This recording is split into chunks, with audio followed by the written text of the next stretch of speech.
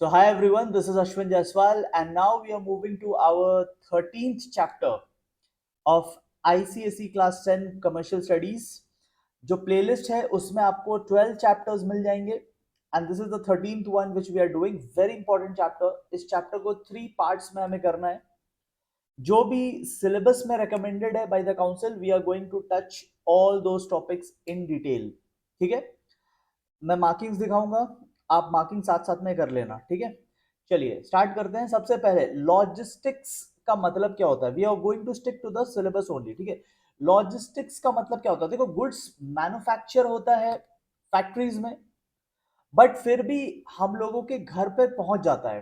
So how is it reaching from the factory to our house.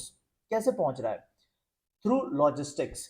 So everything involved in between, चाहे आप goods को store कर रहे हैं, चाहे आप गुड्स को प्रोटेक्ट कर रहे हैं, चाहे आप गुड्स को ट्रांसपोर्ट कर रहे हैं, all these together is known as logistics. Meaning आप मार्क कर लेना. So basically the movement of the goods from factory to your house involves several processes together which is known as logistic. ठीक है, तो ये हो गया मीनिंग. अब हमें इस चैप्टर में क्या करना है, हमें इस चैप्टर में लॉजिस्टिक्स के 3 क्लासिफिकेशन को पढ़ना है. ठीक है, लॉजिस्टिक्स को अब हम लोग 3 पार्ट्स में ब्रेक करने जा रहे हैं. Number 1 part is transportation logistics. Transportation बहुत सिंपल सा मीनिंग है, movement of goods from one place to another.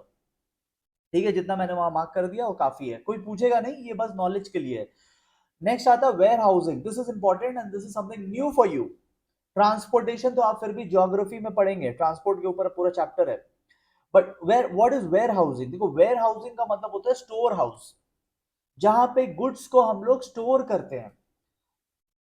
Entire goods which is manufactured does not gets released from the factory. कुछ गुड्स को हमें स्टोर करना पड़ता है. ठीक है, सारे गुड्स की मूवमेंट एक साथ नहीं हो जाती है. ऑर्डर आता है, कस्टमर्स का ऑर्डर आता है, तो फिर फैक्ट्री से गुड्स निकलते हैं. So till then, it has to be stored somewhere. That process is called warehousing. Warehousing या store housing भी बोल सकते हैं. एंड लास्टली आता है इंश्योरेंस. इंश्योरेंस पे डिटेल में इसी चैप्टर में हम लोग बात करेंगे. Insurance is basically protection of your goods from any kind of loss. क्योंकि गुड्स का जब मूवमेंट होता है तो there can be many losses. Accidental loss हो सकता है, चोरी हो सकता है, थेफ्ट का लॉस हो सकता है, रास्ते में डैमेज हो सकता है. So there can be many types of losses of goods. तो कैसे उसको प्रोटेक्ट करेंगे, कैसे उस लॉस को हम लोग ओवरकम करेंगे, this we are going to learn in this chapter. ठीक है, तो सबका वन वन लाइनर मैंने आपको बस अंडरस्टैंडिंग के लिए मार्क कराया है. This will not be asked in the exam. ठीक है सर, एग्जाम में क्या पूछेगा. देखो, एग्जाम में बेसिकली इस पार्ट से मेरिट्स एंड डीमेरिट्स पूछेंगे. सबसे पहले ट्रांसपोर्टेशन पे आते हैं. तो 3 पार्ट्स है, ट्रांसपोर्टेशन, वेयर हाउसिंग, इंश्योरेंस. ठीक है, आप अपना फोकस यहां बना के रखना. ठीक है, ट्रांसपोर्टेशन, वेयर हाउसिंग, इंश्योरेंस. उसमें से हम लोग पहले पार्ट पे जा रहे हैं, पहले पार्ट पे जा रहे हैं, which is transportation. This is the first part which we are going to discuss. And transportation का बहुत सिंपल मीनिंग है, it will not be asked in the exam, but बहुत सिंपल मीनिंग है. Movement from one place to another is called transportation. इसके लिए आप कोई medium use करेंगे. You can use roadways, you can use railways, you can use airways, you can use waterways. तो किसी भी मीडियम के थ्रू आप मूवमेंट करते हो, दैट इज ट्रांसपोर्टेशन. ठीक है, तो ट्रांसपोर्टेशन में ये सब आपको नहीं पढ़ना है. ठीक है, significance and all not in the syllabus. Knowledge के लिए पढ़ सकते हैं but not in the syllabus. ठीक है, हमें क्या पढ़ना है, हमें सबका एडवांटेजेस एंड डिसएडवांटेजेस पढ़ना है. तो सबसे पहले हम लोग ट्रांसपोर्ट में लैंड ट्रांसपोर्ट पे आते हैं, सरफेस ट्रांसपोर्ट. ये आप ज्योग्राफी में भी पढ़ोगे. नाउ लैंड ट्रांसपोर्ट में सबसे पहले we are going to discuss roadways, इसके बाद रेलवेज भी पढ़ेंगे, दोनों ही सरफेस ट्रांसपोर्ट है. तो रोड की क्या बेनिफिट्स है, आप 4-5 करके चलना. क्या बेनिफिट है? नंबर 1, फ्लेक्सिबिलिटी है. अगर कोई एक रोड आपको ब्लॉक दिखता है तो आप दूसरे रोड से जा सकते हो, टाइमिंग अपने हिसाब से डिसाइड कर सकते हो. It is flexible. This is the most important advantage of roadways, कि आप अपने हिसाब से डिसाइड कर सकते हैं. डोर टू डोर सर्विस मिलेगा, एकदम आपके घर तक गुड्स को पहुंचाया जाता है रोडवेज के थ्रू. रेलवेज, एयरवेज, वाटरवेज आपके घर तक नहीं आता, बट रोडवेज आपके घर तक आता है, आपको सर्विस दे के जाता है घर तक. तो this is another advantage.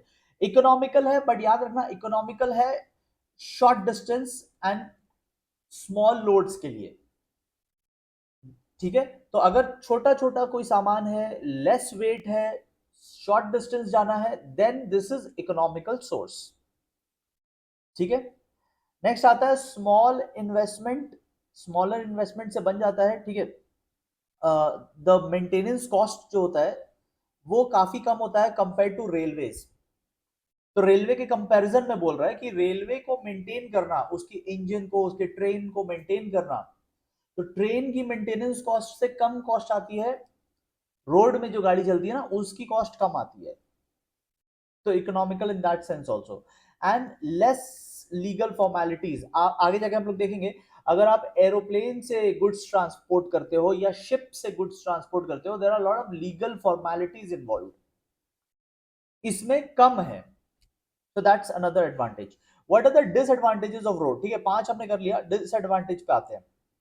Disadvantage number 1, limited capacity. I told you only small quantities के लिए ये ठीक है, बट जब large quantity होना है और foreign भेजना है तो you need to go for ship, you need to go for waterways, तो फिर वहां पे ये काम नहीं करेगा, ठीक है। नेक्स्ट, अनडिपेंडेबल, ठीक है। क्या होता है, during flood, during snowfall road block हो जाते हैं, ओवरफ्लो होने लगता है फ्लड के टाइम में। सो उस टाइम में ये डिपेंडेबल रास्ता नहीं है, स्पेशली ड्यूरिंग मॉनसून सीजन, ठीक है।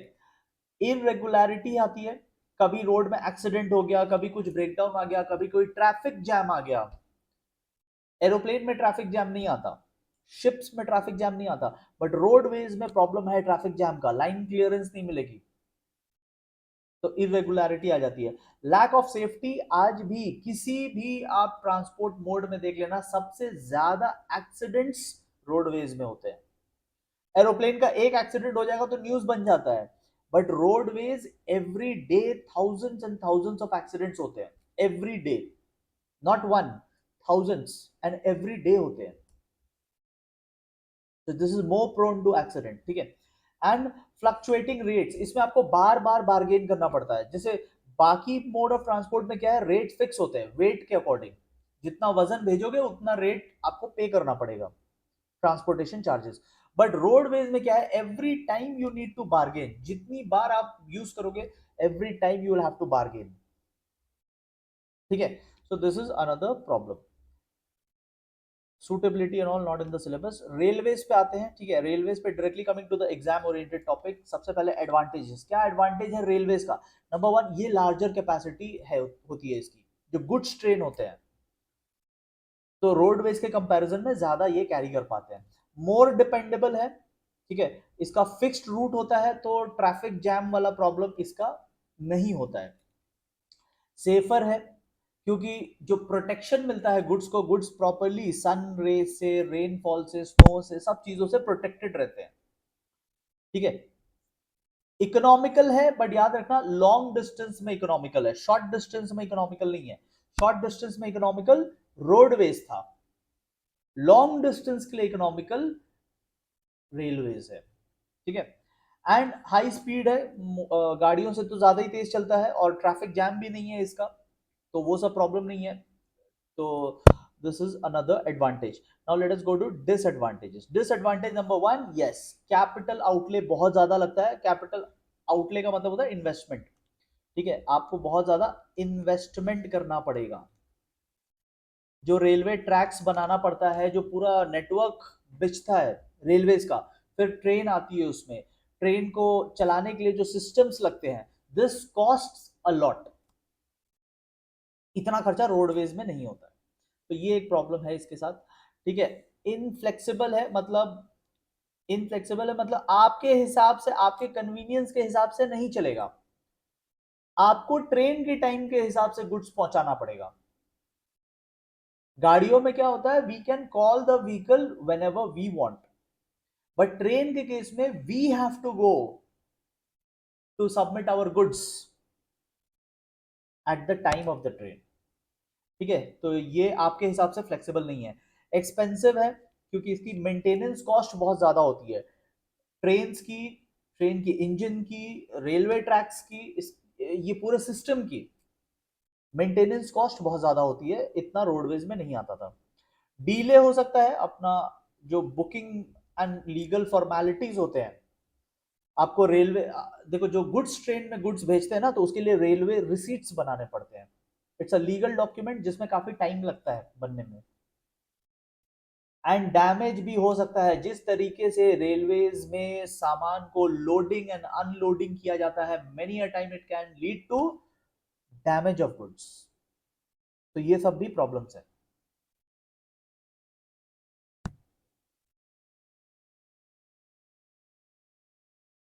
Next we are coming to water transport. ठीक है, अब वाटर ट्रांसपोर्ट में भी हम लोग देख लेते हैं क्या क्या मेरिट्स एंड डीमेरिट्स है।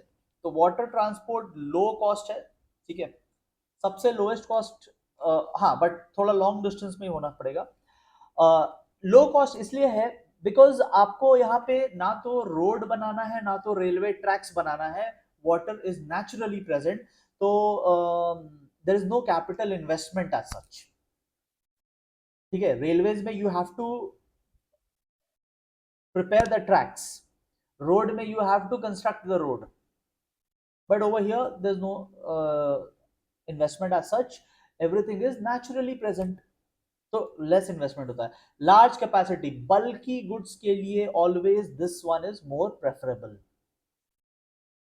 सूटेबिलिटी, जो ग्लास आइटम होते हैं या जो भी ऐसे फ्रेजाइल आइटम होते हैं, फ्रेजाइल मतलब जो जल्दी टूट सकते हैं, उनके लिए ये ज्यादा सेफर है।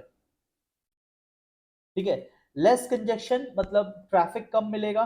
ठीक है, क्योंकि of course it's not roadways, तो ट्रैफिक कम मिलेगा। एंड फ्लेक्सिबिलिटी है। अब देखो, फ्लेक्सिबिलिटी आपका बुक बोल रहा है, बट मैं प्रैक्टिकली एक्सपोर्ट का काम मैंने किया है, तो आई नो कि फ्लेक्सिबिलिटी नहीं होता। This is my personal experience. ठीक है, मैं बुक से डिफर कर रहा हूँ, I am not agreeing with your book, but आपको वही लिखना है जो बुक बोल रहा है। ठीक है, I don't agree with it, but you have to write what the book is saying. Book is saying flexible है। ठीक है, बुक बोलता है कि आपकी इंडिविजुअल रिक्वायरमेंट के अकॉर्डिंग एडजस्ट हो जाता है। देखो, टाइमिंग्स एडजस्ट नहीं होते हैं। ठीक है, बाकी और क्या एडजस्ट होता है I don't know, timings adjust नहीं होते हैं। जो वेसल का टाइमिंग होता है, जो शिप का टाइमिंग होता है, उसके अकॉर्डिंग उससे 1 वीक पहले आपको अपना गुड्स डिपॉजिट कर देना होता है। अगर आप गुड्स भेज रहे कहीं पे, 1 वीक पहले आपको डिपॉजिट कर देना होता है, फिर लीगल फॉर्मेलिटी स्टार्ट होती है। तो flexibility, I don't understand, flexibility तो बिल्कुल नहीं है। We have to adjust, they do not adjust. But you write what your book is saying, your book is saying flexible, आप लिखो फ्लेक्सिबल। ठीक है, मैंने प्रैक्टिकल नॉलेज के लिए आपको बताया, क्योंकि मैंने एक्सपोर्ट इंपोर्ट का काम किया हुआ है, तो मैं वहां से बता रहा हूँ फ्लेक्सिबिलिटी नहीं होती। डीमेरिट पे आते हैं। डीमेरिट, स्लो स्पीड है, compare to any other mode slow speed है। ठीक है, लिमिटेड एरिया है, जहां पानी वहीं चलेगा, तो लिमिटेड एरिया है। गवर्नमेंट चाहे तो अपने से रोड जैसा बना के, रेलवे ट्रैक जैसा बना के पानी नहीं बना सकते। ठीक है ना, तो इसका लिमिटेड एरिया रहता है। अनरिलायबल रहता है। बहुत से ऐसे कंट्रीज है जहां पे विंटर्स के टाइम में आइस जम जाता है, पानी जम जाता है, तो वो सब का प्रॉब्लम हो जाता है, फ्रोजन हो जाता है, and transportation becomes difficult. Round about बहुत बार ऐसा होता है, पानी की वजह से आपको बहुत घूम करके जाना पड़ता है। Although the place is very close, but since ship से जा रहा है, तो it has to go from a very long route. आप देखोगे इंडिया के मैप में ही, अगर suppose Chennai to, let's say Kerala में कहीं जा रहा है, तिरुवनंतपुरम, तो चेन्नई है तमिलनाडु में, तिरुवनंतपुरम है केरला में, बट उसको जाने के लिए श्रीलंका के सराउंडिंग से होते हुए जाना पड़ेगा, क्योंकि बीच में राम सेतु आ जाता है ना, इंडिया और श्रीलंका के बीच में राम सेतु ब्रिज है, तो it can not go from that route, although पास में है, बट फिर भी जाने के लिए it has to take a longer route. ठीक है, एक आप ये कर सकते हो, पॉइंट नंबर 6, सी पेरिल्स का लेके, तो काफी बार डैमेजेस भी हो जाते हैं। ठीक है, पिल्फरेज, पिल्फरेज का मतलब होता है छोटी मोटी चोरियां। तो बहुत बार क्या होता है ना, कि जो आप तो 1 वीक पहले डिपॉजिट करके आ गए, you have to deposit your goods 1 week before the ship leaves. एक सप्ताह पहले आपको कम से कम डिपॉजिट करना पड़ता है। फिर वहां लीगल फॉर्मेलिटीज चलती है 1 वीक के लिए, फिर लोडिंग होगा गुड्स, फिर जाएगा।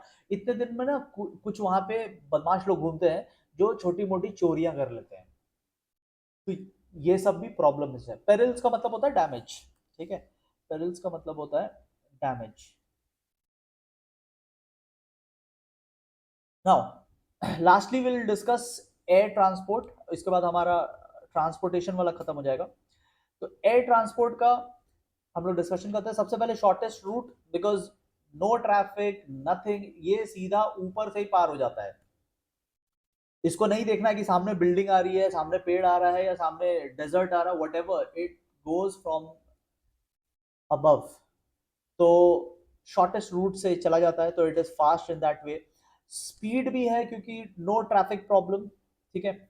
एफिशिएंट सर्विस मिलती है, जो लोग प्लेन में सफर करते हैं उनको पता होगा, एकदम शेड्यूल टाइम पे फ्लाइट लीव्स, कभी कभी बिफोर टाइम भी लीव कर जाते हैं अगर सारे लोग आ जाते हैं।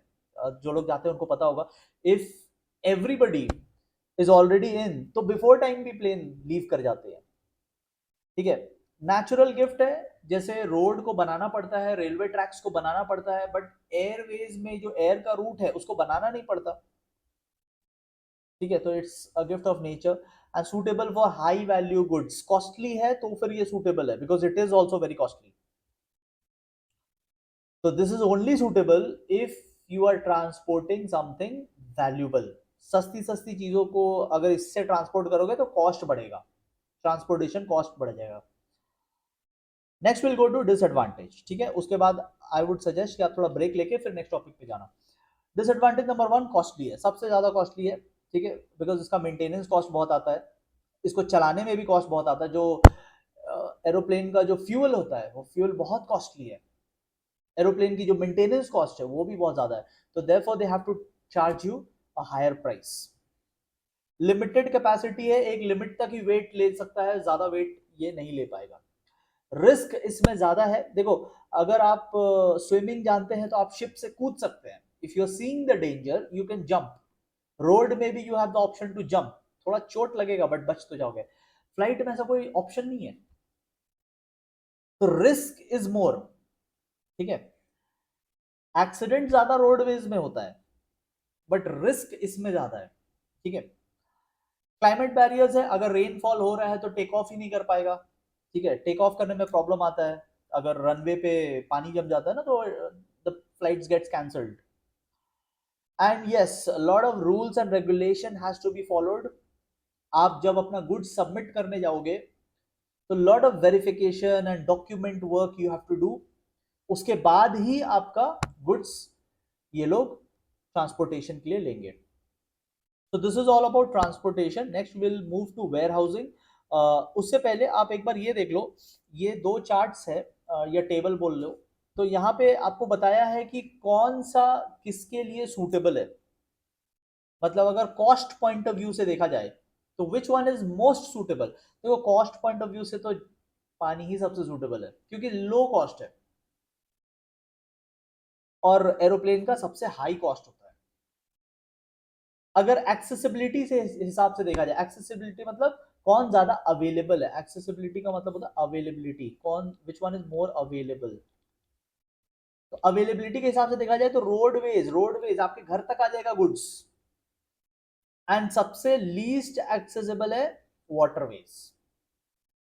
तो ये कुछ पॉइंट्स दिए हुए हैं, इसको आप एक बार देख लेना, ठीक है, नॉट वेरी इंपॉर्टेंट बट एक बार आप इसको गो थ्रू कर लेना, ठीक है, you can go through this once, एक बार आप इसको गो थ्रू कर लेना।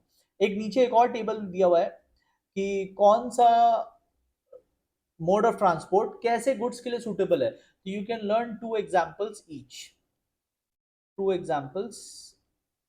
Each for each category, two examples आप लर्न कर सकते हैं, ठीक है। अब हम लोग वेयर हाउसिंग पे जाएंगे, but before that I would tell you कि इतना पार्ट हमने कंप्लीट किया है, इतने पार्ट को आप एक बार गो थ्रू करो, ठीक है, मजा आ रहा है, समझ में आ रहा है, चैप्टर में हेल्प हो रहा है तो वीडियो को लाइक कर देना, अपने फ्रेंड्स के साथ भी इसको शेयर कर देना, ठीक है। उसके बाद हम लोग मूव करेंगे नेक्स्ट पार्ट के लिए। ऑलराइट, अब कंटिन्यू करते हैं, ठीक है। Now we are moving to warehousing, ठीक है। So what is warehousing, as I told you before, goods को स्टोर करना पड़ता है। The entire goods which has been manufactured cannot be released to the public, पहले demand तो आना होगा उसके बाद रिलीज करेंगे, so till then it has to be stored somewhere, and that storage is called warehouse. ठीक है, तो वो आप मीनिंग पढ़ लीजिएगा। हम लोग मेरिट्स एंड डीमेरिट्स पे आते हैं, अच्छा सॉरी इंपॉर्टेंस पे आते हैं। हमें इंपॉर्टेंस करना है, what is the importance of warehousing. तो देखो कुछ चीजों का सीजनल प्रोडक्शन होता है, ठीक है, जैसे यहाँ एग्जांपल्स गिवन है। There are certain things which are not produce entire year, वो एक particular time of the year में प्रोड्यूस होते हैं। तो because it is not produce in the entire year, it has to be stored somewhere. जैसे यहाँ पे example given है शुगर का, आप एग्जांपल देखोगे तो शुगर का एग्जांपल गिवन है। Sugar is not produced entire year, sugar cane की जो क्रॉपिंग होती है, that cropping is not done entire year, but sugar is required entire year. तो it has to be stored somewhere so that बाकी season में भी इसका supply आ सके। तो that is the first importance. Next is seasonal demand, कुछ चीजों की सीजनल डिमांड होती है, जैसे एग्जांपल गिवन है raincoats. Raincoats are required only during monsoon, but जो रेनकोट्स वाली कंपनीज है वो अपना प्रोडक्शन कंटिन्यू रखते हैं और स्टोर करके रखते हैं गुड्स को, वेयर हाउस करके रखते हैं गुड्स को, देन जब डिमांड आएगा तो वो रिलीज करेंगे। ठीक है, कभी कभी यू एंटिसिपेट डिमांड, एंटिसिपेट मतलब प्रेडिक्ट करना, कभी कभी यू प्रेडिक्ट, ठीक है, कभी कभी यू प्रेडिक्ट कि किसी कारण से आपका डिमांड बढ़ सकता है, किसी कंट्री के साथ वॉर हो गया तो लोग क्या करते हैं, उस कंट्री के गुड्स को बॉयकॉट कर देते हैं। then what happens, the domestic industry gets more demand. तो when you are anticipating, when you are predicting कि अभी आपके गुड्स का डिमांड ज्यादा होगा, तो आप ज्यादा बना के स्टोर कर लो, वेयर हाउस कर लो। तो दिस इज अनदर इंपॉर्टेंस। ठीक है, नेक्स्ट क्या होता है कि रॉ मटेरियल के लिए भी आप स्टोरेज कर सकते हो। जब एक मैन्युफैक्चरर कुछ प्रोडक्शन करता है तो वो रॉ मटेरियल डेली नहीं खरीदता, वो रॉ मटेरियल बल्क में खरीद लेता है, फिर स्टोर कर लेता है एंड फिर उसको थोड़ा थोड़ा करके यूज करता है। तो अगेन स्टोरेज का यहां पे भी इंपॉर्टेंस देखने को मिल रहा है। Equalisation of demand and supply, so whenever supply comes you will release the goods and match the demand. जब sorry whenever the demand comes, whenever the demand comes from the market, market से demand आता है, so you will release the goods and you will match the supply। जब demand fall हो जाएगा you can restrict the goods, you can store it for future। so these are the importance। ठीक है, इसके अलावा functions of warehouse not in our syllabus। ठीक है, next जो है सिलेबस में वो है three types of warehouse and you have to study meaning only। syllabus में mentioned है you have to study meaning only। three types, cold storage not in our syllabus, cold storage is not in our syllabus। तो what are the three types, पहला आता है private ware house. देखो अगर मैं एक मैन्युफैक्चरर हूं और मेरा अपना वेयर हाउस है तो that is called private warehouse. उसमें सिर्फ मेरे गुड्स रहेंगे, बट उसका मेंटेनेंस कॉस्ट, उसको बनाने का कॉस्ट पूरा मेरा रहेगा। तो that is my private warehouse, only I am suppose to keep my goods over there. ये लाइन मार्क कर लेना, यहाँ थ्री लाइंस है एंड यहाँ पे भी कॉस्ट वाला बात यहाँ पे है, whatever the charges will have to be paid by the owners. ठीक है, जो भी चार्जेस लगेंगे मेंटेनेंस का, कंस्ट्रक्शन का, everything has to be paid by the owner. ठीक है, जनरली रूरल एरियाज में इसको बनाया जाता है क्योंकि गांव में सस्ते जमीन मिल जाते हैं वेयर हाउस के लिए। ओके, मीनिंग ओनली है। ठीक है, नेक्स्ट आता है पब्लिक वेयर हाउस। नेक्स्ट आता है public warehouse. Public warehouse is not private, anybody can go and store their goods। तो जो छोटे मैन्युफैक्चरर्स होते हैं they can not afford to build their own warehouse. तो ऐसे लोग क्या करते हैं, ऐसे लोग पब्लिक वेयर हाउस यूज कर लेते हैं, क्योंकि वेयर हाउस बनाने के लिए बहुत बड़ा लैंड आपको परचेज करना पड़ेगा, फिर कंस्ट्रक्शन, फिर डेली मेंटेनेंस, फिर वहां स्टाफ बैठाना पड़ेगा, तो इट इट कॉस्ट अलॉट। तो बहुत सारे छोटे मैन्युफैक्चरर अपना प्राइवेट वेयर हाउस नहीं रखते, वो पब्लिक वेयर हाउस यूज कर लेते हैं पैसे देकर, रेंट पे करके। It is mostly owned by the government. ठीक है, यहाँ एक एजेंट रहेगा, ठीक है, बिकॉज कोई तो वहां होना चाहिए ना सामान को मेंटेन करने के लिए, तो ये वहां पे रहेगा, यही केयर करेगा आपके गुड्स का, और सारे रिकॉर्ड कीपिंग, गुड्स की प्रोटेक्शन सब इसकी जिम्मेदारी रहेगी। यू हैव टू पे चार्जेस फॉर दिस। तो ये हो गया पब्लिक वेयर हाउस। और एक होता है बॉन्डेड वेयर हाउस। अब बॉन्डेड वेयर हाउस क्या होता है, देखो क्या होता है ना कि व्हेन अ शिप और a vessel arrives at the sea port, अब आपने अगर कुछ मंगवाया है तो क्या होता है, यू फर्स्ट नीड टू पे कस्टम ड्यूटी। इंडिया में एक टैक्स लगता है, जब भी फॉरेन से कोई गुड्स मंगवाते हैं तो उस पर कस्टम ड्यूटी बोलकर एक टैक्स लगता है। तो जब तक वो टैक्स पे नहीं करोगे, you can not take those goods to your godown. आप अपने गोडाउन नहीं ले जा सकते। और शिप तो आ गया है, अगर शिप आ गया है तो अनलोडिंग हो जाएगी, तुरंत गुड्स को उतारा जाएगा, बिकॉज शिप को फिर जाना होता है कहीं। शिप आपके लिए 10 दिन तक रुक नहीं सकता वहां पे।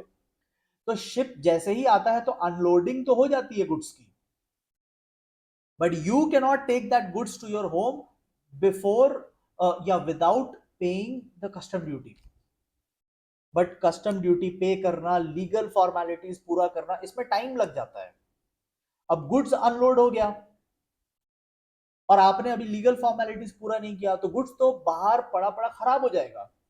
इसीलिए गुड्स को बॉन्डेड वेयर हाउस में डाला जाता है। बॉन्डेड वेयर हाउस वो होते हैं जो कस्टम अथॉरिटी, जो भारत सरकार है, कस्टम अथॉरिटी बनवाती है अंडर अ बॉन्ड, एक लीगल डॉक्यूमेंट के अंडर में, एक लीगल एग्रीमेंट के थ्रू इसको बनाया जाता है।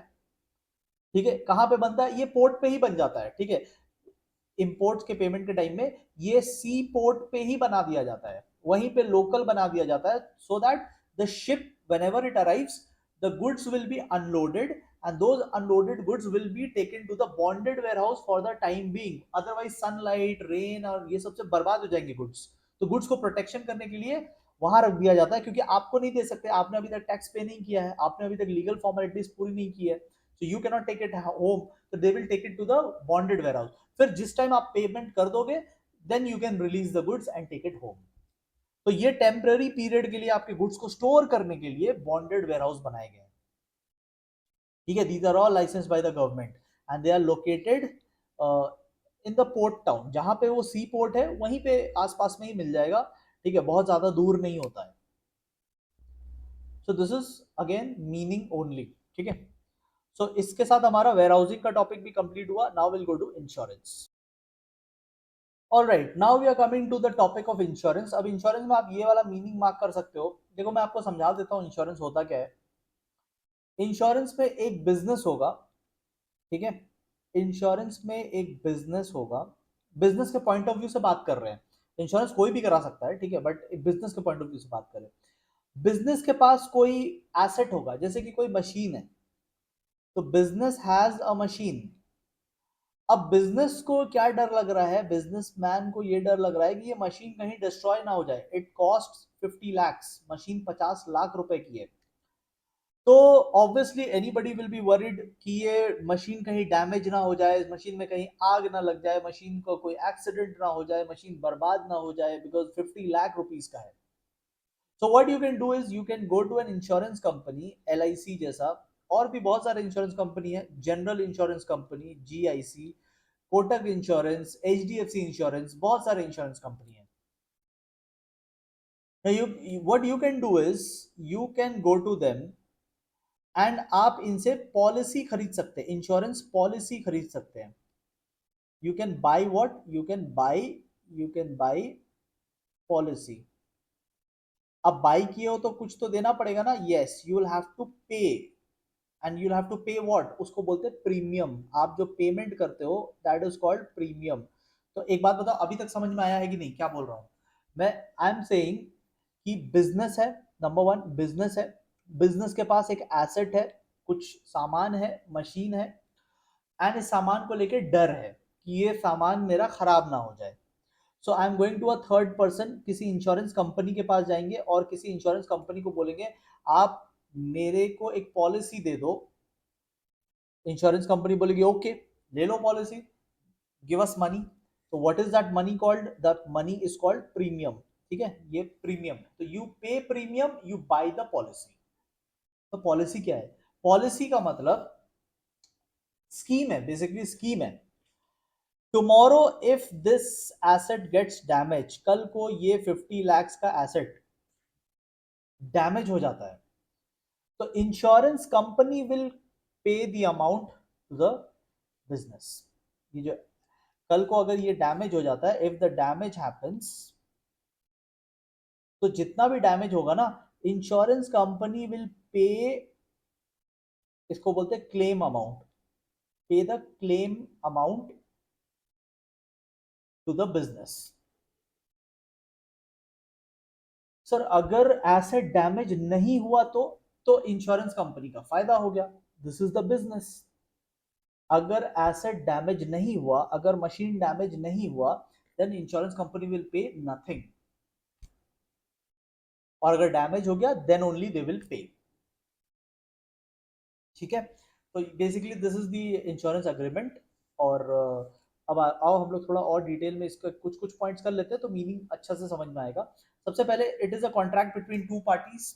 ठीक है, एक बिजनेस रहेगा और एक इंश्योरेंस कंपनी रहेगी, जो मैंने नीचे डायग्राम में बताया। It is a contract between two parties, business and the insurance company. ठीक है, वन पार्टी को हम लोग इंश्योर्ड बोलते हैं। इंश्योर्ड मतलब जो बिजनेस है, जो बिजनेस है ना, उसको हम लोग बोलते हैं इंश्योर्ड। और दूसरा होता है इंश्योरर। इंश्योरर जैसे कि LIC का नीचे मैंने एग्जांपल दिया, तो LIC को बोलेंगे इंश्योरर, वो इंश्योरेंस करके दे रहा है। और बिजनेस को बोलेंगे इंश्योर्ड, उसकी इंश्योरेंस हो रही है।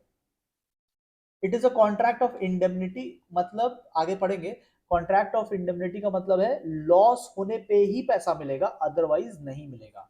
ठीक है, मनी कब मिलेगा? Money you will get only during loss. If there is no loss then no money. ठीक है, अनसर्टेन इवेंट पे है, फ्यूचर में हो भी सकता है, नहीं भी हो सकता है। There is no certainty. Accident हो भी सकता है, नहीं भी हो सकता है। मशीन खराब हो भी सकता है, नहीं भी हो सकता है। आग लग भी सकती है, नहीं भी लग सकती है। It is an uncertain event. तो ये 4-5 पॉइंट अगर आप पढ़ लोगे ना तो थोड़ा आपको क्लैरिटी हो जाएगा before going to the next topic. बाकी ये सब उतना पढ़ने का जरूरत नहीं है, ठीक है, ये तो थोड़ा क्लैरिटी के लिए मैंने समझा दिया। बाकी you don't need to go in that much detail. ठीक है, बट फर्स्ट 5 पॉइंट्स अगर आप समझ लोगे तो आपको पता रहेगा, जैसे इंश्योरर किसको बोलते हैं, इंश्योर्ड किसको बोलते हैं, तो ये सब आपको पता रहेगा। ठीक है, so basically it is a policy which the business will buy by paying premium. If the machine gets damaged then they will get compensated. ठीक है,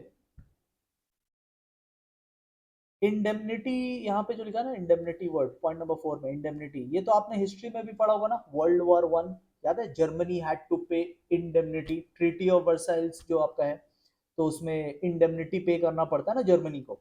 तो दैट इज द पॉइंट, वो इंडेमनिटी मतलब लॉस के लिए जो पैसे देते हैं।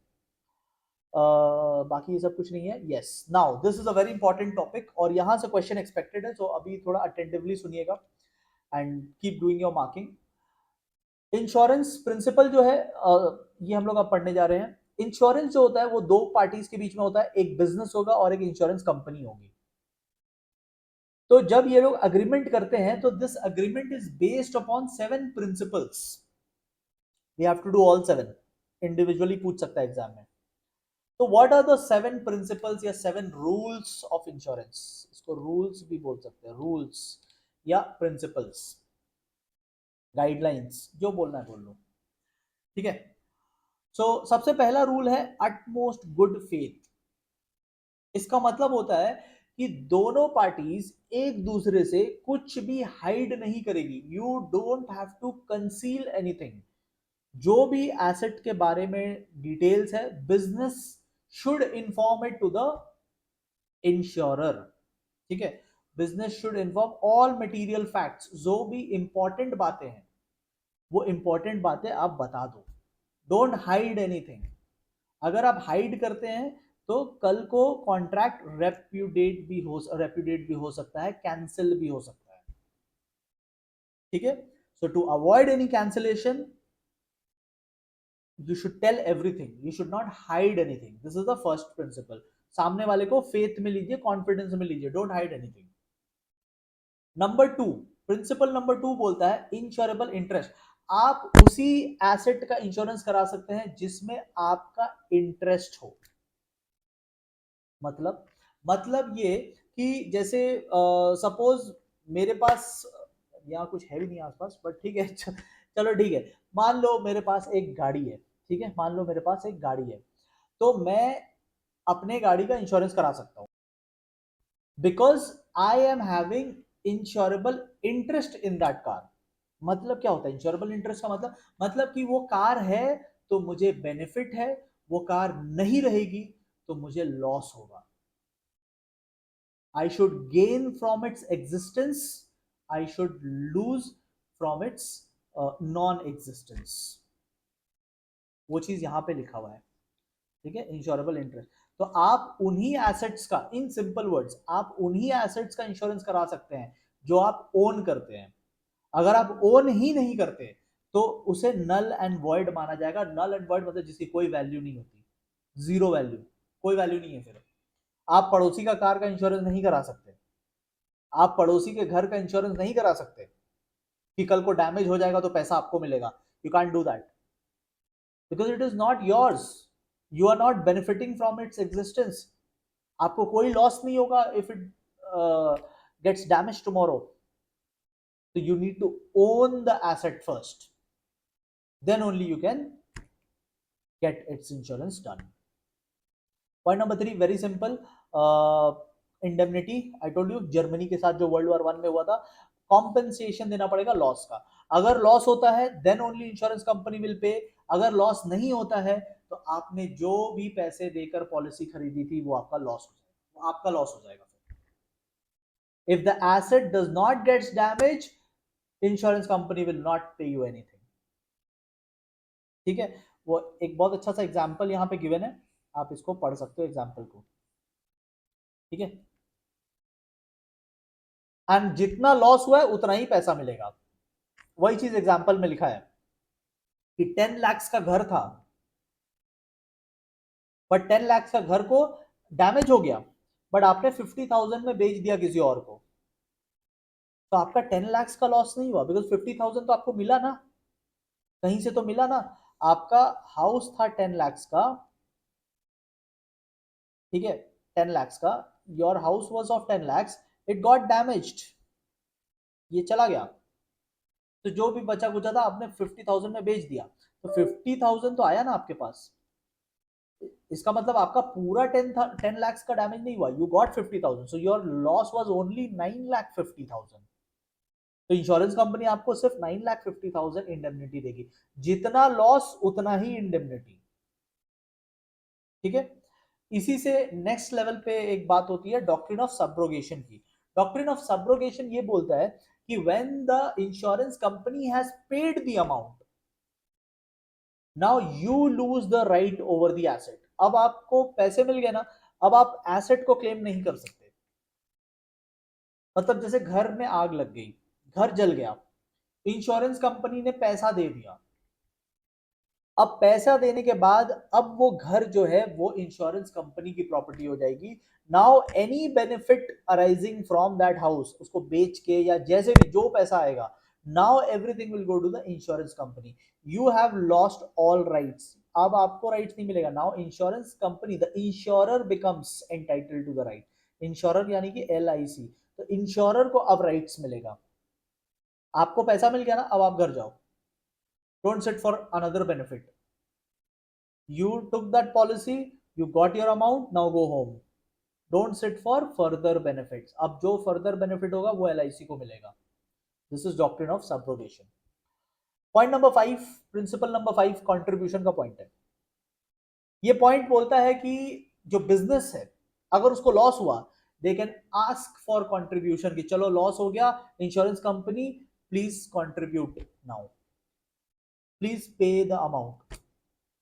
अगर एक से ज्यादा इंश्योरेंस कंपनी है, सपोज आपका मशीन था, आपने दो इंश्योरेंस कंपनी के पास आप गए, आप LIC के पास भी गए, लाइफ इंश्योरेंस कॉर्पोरेशन, आप जनरल इंश्योरेंस कंपनी के पास भी गए, GIC के पास भी गए, दोनों को आपने प्रीमियम पे किया, दोनों से पॉलिसी खरीदा था, asset got damaged, machine got damaged, तो दोनों को कंट्रीब्यूशन देना पड़ेगा. Both will have to pay now, both will have to pay. छोड़ो, बहुत प्रॉब्लम हो रहा है बट आप समझ जाओ, both will have to pay. तो both will have to contribute. ठीक है, जितना प्रीमियम आपने दिया है उस रेशियो में ये लोग कंट्रीब्यूट करेंगे. If you have given equal premium to both, equally they will pay. अगर आपने LIC को डबल प्रीमियम दिया है तो LIC डबल कंट्रीब्यूशन देगा. तो जिस रेशियो में आपने प्रीमियम दिया है उसी रेशियो में the money will come back to you. Point number 6, cause of proxima, ये बोलता है कि जो डैमेज होना चाहिए वो डैमेज उसी रीजन से होना चाहिए जो रीजन एग्रीमेंट पेपर्स में लिखा गया है। ठीक है, जैसे यहाँ एग्जांपल गिवन है एरोप्लेन फ्लाइट जर्नी का, फ्लाइट जर्नी में इंश्योरेंस होता है, बट वो इंश्योरेंस है प्लेन क्रैश होने का, कि प्लेन क्रैश होगा तो जितने भी लोग उस फ्लाइट में थे उनके फैमिलीज को पैसे मिल जाएंगे। Insurance company will pay money to their families if the flight crashes. तो रीजन क्या है? फ्लाइट क्रैश होने का, plane crash is the reason. तो ये लॉस होगा तो ही पैसे मिलेंगे। अब यहां पे लिखा है कि 1 passenger died due to heart attack, तो प्लेन क्रैश नहीं हुआ, वो अपना मर गया, वो उसे हार्ट अटैक आ गया, तो मर गया तो उसके फैमिली को पैसा मिलेगा क्या? No. Why? Because the reason was different, the reason was suppose to be plane crash not heart attack. तो जो रीजन बोला गया है वही रीजन होना चाहिए। अगर आपने गाड़ी का इंश्योरेंस कराया है, एक्सीडेंट इंश्योरेंस, और आपकी गाड़ी चोरी हो जाती है तो आपको एक पैसा नहीं मिलेगा, बिकॉज एक्सीडेंट कहां हुआ? ये तो चोरी हो गया ना, आपने चोरी का इंश्योरेंस थोड़ी कराया था। तो the reason is very important, that is point number 6। And point number 7 बोलता है जस्ट बिकॉज यू नो कि डैमेज होने पे पैसे मिल जाएंगे, it does not means that you don't take any protective action. आपको लॉस या डैमेज मिनिमाइज करना है। क्या करना है? आपको लॉस या डैमेज मिनिमाइज करना है, कोशिश करना है कम से कम डैमेज हो। ये नहीं कि आंख के सामने गाड़ी जल रहा है आप खड़े होकर हंस रहे हो, आप पैसे तो मिल जाएंगे। आपको कोशिश करना है बचाने का। वो पहले इंस्पेक्टर भेजेंगे, इंश्योरेंस कंपनी पहले इंस्पेक्टर भेजते हैं देखने के लिए कि जेन्युइन केस था कि नहीं, कि पता चला आपने खुद ही आग लगा दिया गाड़ी को कि अब तो पैसे मिल जाएंगे, नया गाड़ी खरीद लेंगे। फिर दे विल चेक एवरीथिंग। अगर उनको लगेगा कि आपने गाड़ी को बचाने में कोई कोशिश नहीं की, सीसीटीवी फुटेज में आ रहा है कि आप खड़े होकर बगल में क्लैपिंग कर रहे हैं, तो फिर you will not get the money. So these are 7 rules, these are 7 guidelines, these are 7 principles, and very important for your exams. These principles are very important. These are 7 principles of insurance. अब हम लोग last topics की तरफ चल रहे हैं। तो different types of insurance में आपको मीनिंग ओनली करना है। एक है सबसे पहला आता है डिफरेंट टाइप्स ऑफ इंश्योरेंस में लाइफ इंश्योरेंस। तो लाइफ इंश्योरेंस क्या होता है? एक पर्सन अपने लिए करवाता है। ठीक है, एक पर्सन अपने लाइफ के ऊपर इंश्योरेंस करवाता है कि अगर, अच्छा पहले वो जाएगा एक इंश्योरेंस कंपनी के पास, लेट्स से एलआईसी के पास गया, एंड ये पर्सन कॉन्ट्रैक्ट करेगा कि इफ टुमारो ही डाइज, मतलब लाइफ खत्म, तो insurance company will pay to the family. ये तो चला गया तो फैमिली को पैसे मिल जाएंगे। But if he does not die, देखो कोई भी कॉन्ट्रैक्ट होता है ना तो एक पीरियड के लिए होता है। Suppose it is a 10 year period contract, 10 years के लिए कॉन्ट्रैक्ट है। तो this person is 65 years old, 65 years old है, इसको लगता है कि 75 होते होते पता नहीं चले जाएंगे, तो 10 ईयर्स का इसने कॉन्ट्रैक्ट किया ना। इफ 75th बर्थडे से पहले ही is gone, then the family will get money. But if he lives those 10 years also, और 10 ईयर्स पे भी ये जिंदा है, तो LIC will pay the money to him. मतलब पैसे तो मिलने ही मिलने हैं इसमें। If he stays alive, he will get the money. If he dies, family will get the money. तो पैसा तो मिलना assured है। तो इसे हम बोलते हैं लाइफ इंश्योरेंस। लाइफ इंश्योरेंस को यहाँ पे, एक तो आप यहाँ पे मार्किंग कर लेना, यहाँ पर जो 2 लाइन मार्क है, उसके बाद लाइफ इंश्योरेंस पे आप यहाँ पे भी मार्किंग कर लो, जो यहाँ 2 लाइन है, और यहाँ पे।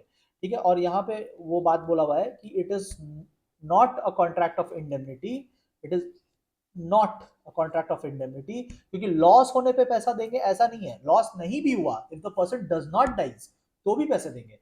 तो ये तो अश्योरेंस है, ये इंश्योरेंस नहीं, ये अश्योरेंस है कि पैसे तो मिलेंगे ही। तो this is about life insurance. Life insurance के अलावा तो एक होता है लाइफ इंश्योरेंस एंड दूसरा होता है general insurance.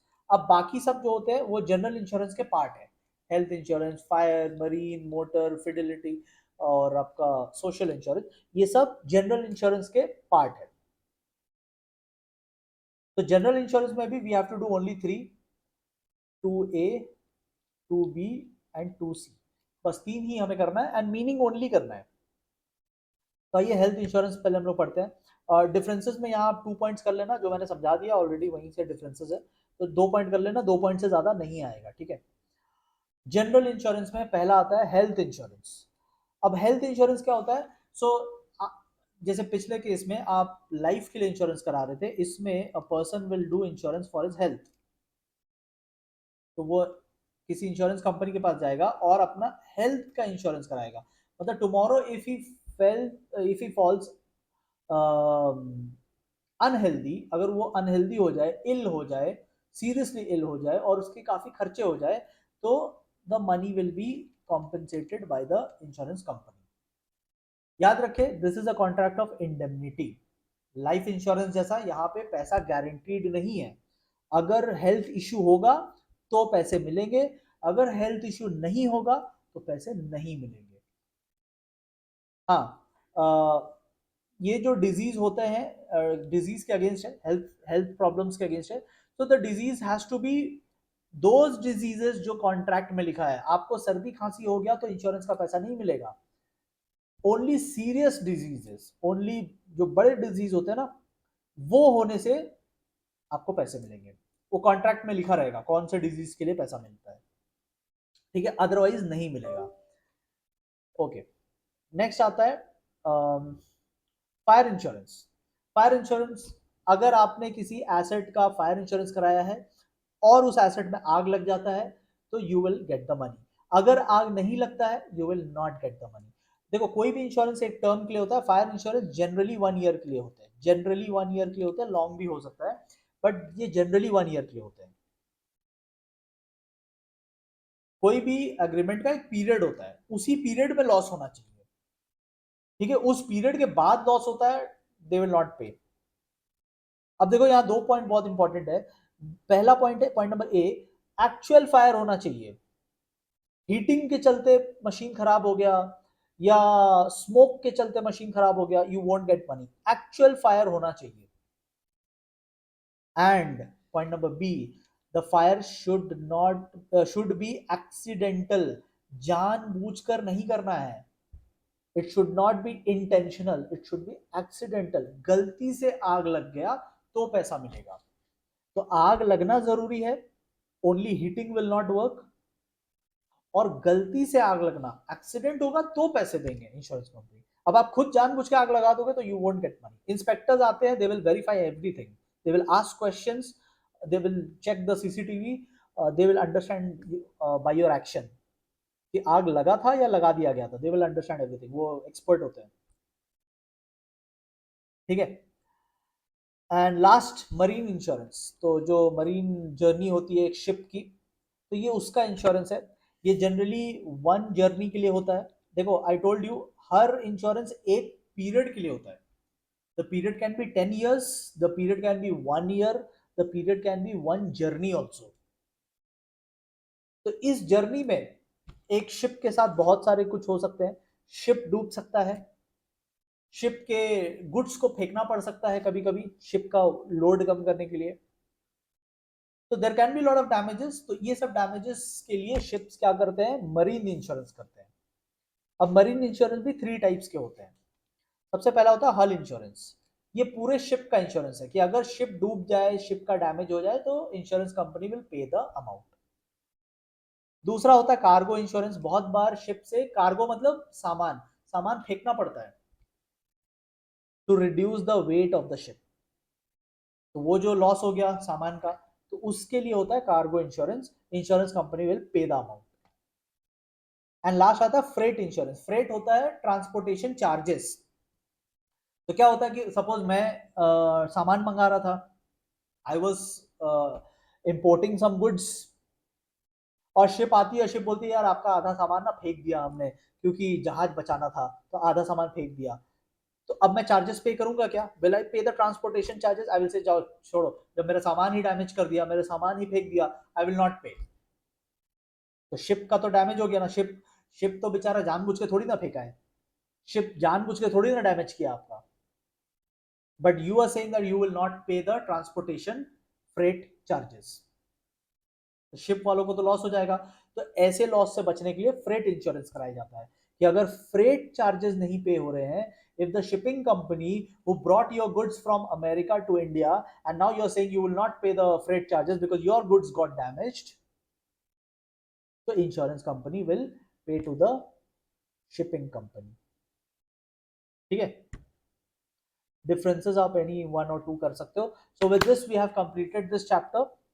We will move to chapter number 14 very soon. ठीक है, अगर आपको समझ में आया है तो इस वीडियो को जरूर लाइक कीजिएगा and do share it with your friends. Comment section में आप बताना कि आपको कैसा लग रहा है, आपको समझ में आ रहा है या नहीं. We have got 2 more chapters to do and 2 weeks में हमारा सिलेबस पूरा कंप्लीट हो जाएगा. ठीक है, प्लेलिस्ट बना हुआ है, make sure you share this playlist also with your friends, help them also, and साथ में पढ़ोगे तो नॉलेज बढ़ेगा. व्हेन यू डिस्कस थिंग्स तो नॉलेज बढ़ता है. ठीक है, so we'll meet very soon with chapter number 14. Till then, thank you so much everyone.